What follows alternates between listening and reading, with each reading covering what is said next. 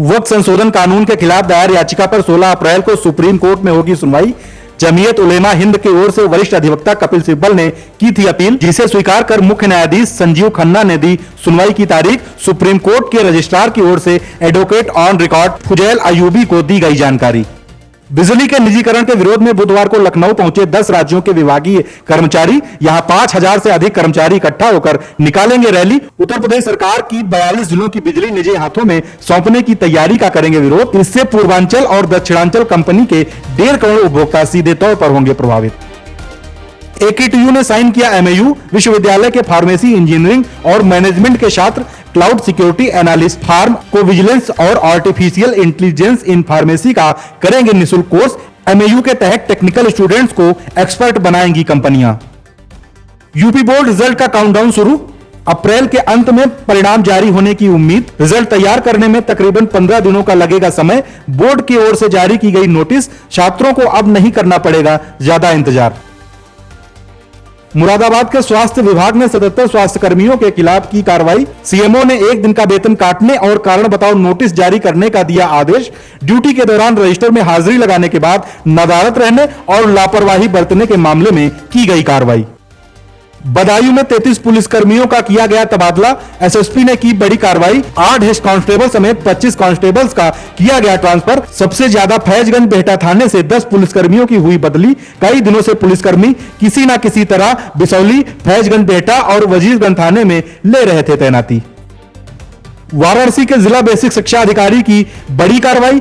समय से विद्यालय में न आने पर प्राथमिक विद्यालय बलीपुर की प्रधानाचार्य और 2 सहायक अध्यापिकाओं को किया निलंबित। इसके अलावा 2 शिक्षा मित्रों की संविदा समाप्त करने का जारी किया नोटिस।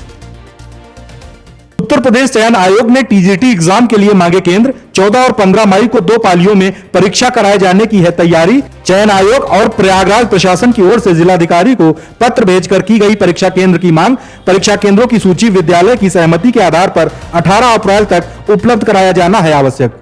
लखनऊ में 30 अप्रैल तक ऑनलाइन टैक्स जमा करने पर मिलेगी 10% की छूट। इससे पहले 8 अप्रैल तक लागू थी ये स्कीम। शहर के 7 लाख प्रॉपर्टी मालिकों को तय समय पर टैक्स जमा करने के लिए लाई गई ये योजना। संभल हिंसा मामले में सांसद जियाउल रहमान बर्क से एसआईटी ने की पूछताछ। केस के जांच अधिकारी इंस्पेक्टर अमित कुमार समेत 7 अन्य इंस्पेक्टर भी रहे मौजूद। सीओ ने सांसद बर्क से पूछे 50 सवाल। करीब 20 से 25 सवालों का सांसद ने दिया सीधा जवाब। वहीं 30 सवालों पर साधी चुप्पी। 14 मार्च से शुरू हुआ खरमास 14 अप्रैल को होगा खत्म। इसके साथ ही घरों में गूंजेंगी शादी की शहनाइयां, बाजारों में देखने को मिलेगी रौनक। खरमास खत्म होने के बाद 8 जून तक होंगे मांगलिक कार्यक्रम। हिंदू धर्म की मान्यताओं के अनुसार जब तक सूर्य मीन राशि में विराजमान रहते हैं तब तक मांगलिक कार्य नहीं होते। कानपुर में पीएम नरेंद्र मोदी के आगमन को लेकर सुरक्षा के कड़े इंतजाम। प्रधानमंत्री का कार्यक्रम अप्रैल महीने में है प्रस्तावित। डीसीपी साउथ और एडीसीपी साउथ ने संभावित कार्यक्रम स्थल का किया निरीक्षण। पुलिस अधिकारियों ने एंट्री एग्जिट पॉइंट देखने के साथ ही देखी ट्रैफिक व्यवस्था। यूपी में अब नई बाइक और कार खरीदना होगा महंगा। 40,000 से अधिक के वाहनों पर 1% बढ़ा वन टाइम टैक्स। योगी सरकार की कैबिनेट की बैठक में इस प्रस्ताव को मिली मंजूरी। अधिसूचना जारी होने के बाद लागू होंगी टैक्स की नई दरें। प्रदेश में अभी 7 से 10% तक लगता है वन टाइम शुल्क। सपा नेता विनय शंकर तिवारी के ठिकानों पर ईडी की छापेमारी का मामला। मेसर्स गंगोत्री इंटरप्राइजेस के जीएम अजीत पांडे से ईडी ने की 4 घंटे तक की पूछताछ। 11 अप्रैल तक ईडी की रिमांड पर रहेंगे सपा नेता और अजीत पांडे। बैंकों से 754 करोड़ 24 लाख हड़पने के मामले में की गई पूछताछ। रायबरेली में जारी है प्राइवेट स्कूलों की मनमानी। एनसीईआरटी की किताबों की जगह महंगी किताबें बेचकर जारी है मोटे कमीशन का खेल। मासूम छात्र उठा रहे 10 से 20 किलो का बैग। प्रशासन की गाइडलाइन की अनदेखी कर रहे स्कूल संचालक। फर्रुखाबाद में शबीना बनी सुमन। इस्लाम का डर बताकर शबीना ने हिंदू युवक से शादी कर की घर वापसी। हिंदू रीति रिवाज से शादी कर लिए 7 फेरे। सबीना ने कहा मेरे दादा परदादा हिंदू हैं तो मैं मुसलमान कैसे हुई।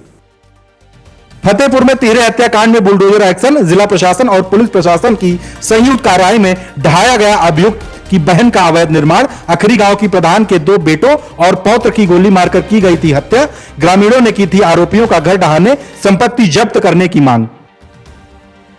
प्रयागराज में दर्दनाक हादसा, गिट्टी उलदे ट्रक से कुचलकर 4 लोगों की मौत। प्रयागराज में दर्दनाक हादसा, गिट्टी उलदे ट्रक से कुचलकर 4 लोगों की हुई मौत। शवों को पोस्टमार्टम के लिए भेजकर आगे की कार्रवाई में जुटी पुलिस। मरने वालों में 3 बच्चों का भी नाम शामिल। यमुना पुल के पास निर्माणाधीन रेलवे पावर हाउस के पास गिट्टी लादकर पहुंचा था ट्रक।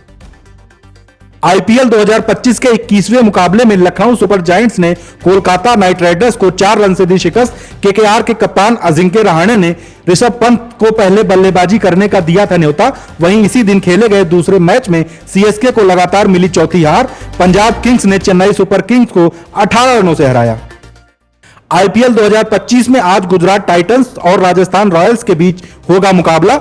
अहमदाबाद के नरेंद्र मोदी स्टेडियम में खेला जाएगा सीजन का 23वां मैच। 4 में से 3 मैच जीत चुकी है गुजरात। 1 हार के साथ पॉइंट टेबल में दूसरे नंबर पर है जीटी।